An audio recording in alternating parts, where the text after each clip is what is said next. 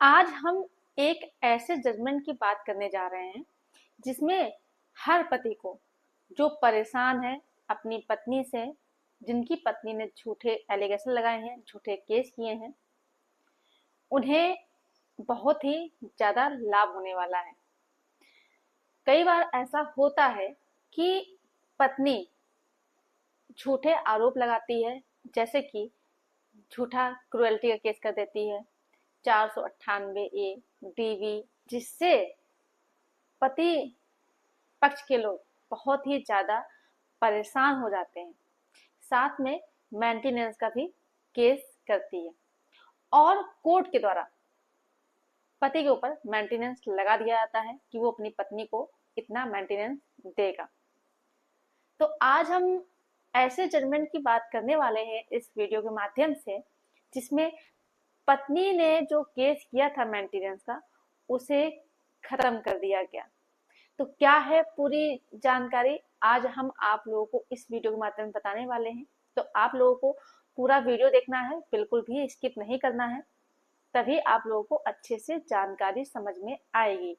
दूसरा काम आपको ये करना है कि अगर आप नए हैं, वीडियो को पहली बार देख रहे हैं, तो ये आपका ही चैनल है, आप इसे सब्सक्राइब जरूर कर दें, साथ में बेल आइकन जरूर दबा दें, जिससे कि हम जो भी नए अपडेट डालें, जो भी नए जजमेंट के बारे में जानकारी दें, उसकी जानकारी आप लोगों तक पहुंच सके और आप जानकारी प्राप्त कर सकें। नमस्कार दोस्तों, मैं एडवोकेट दिव्या, आपका आपके इस YouTube चैनल में स्वागत है। तो अब हम आपको जजमेंट के बारे में विस्तार से बताने वाले हैं। होता यह है कि जब भी पति पत्नी शादी के बंधन में आते हैं, कुछ दिन तक तो माहौल ठीक रहता है, फिर इसके बाद आपस में मनमुटाव बढ़ता है, आपस में छोटी सी बातों को लेकर के लड़ाई झगड़ा करते हैं।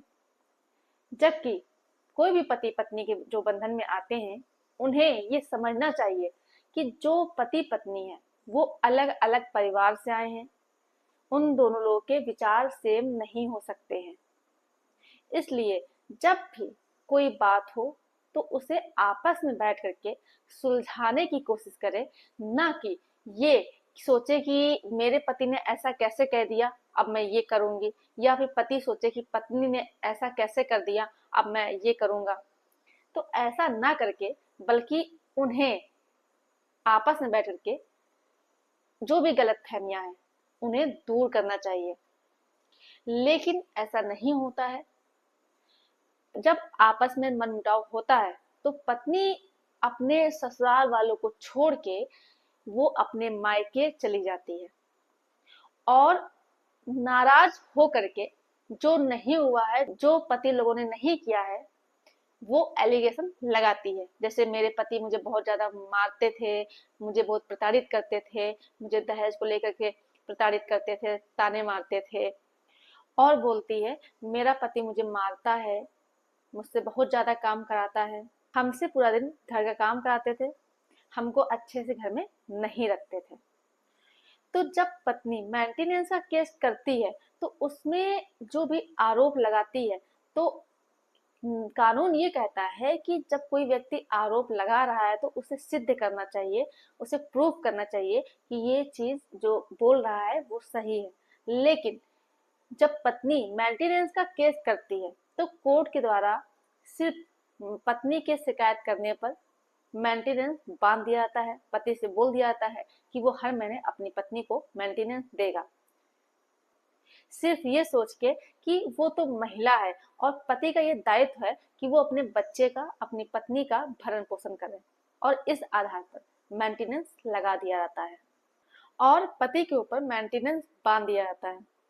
आपको बता दें कि जब पति और पत्नी के बंधन में कोई व्यक्ति आता है तो उसमें पति की ही केवल जिम्मेदारी नहीं होती है, बल्कि पति और पत्नी दोनों की जिम्मेदारी होती है कि वो रिश्ते को अच्छे से चलाए।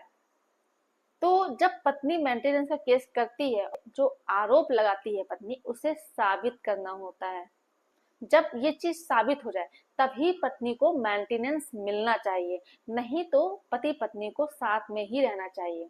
अगर पत्नी प्रूफ नहीं कर पाती है तो उसे मेंटेनेंस भी नहीं मिलना चाहिए।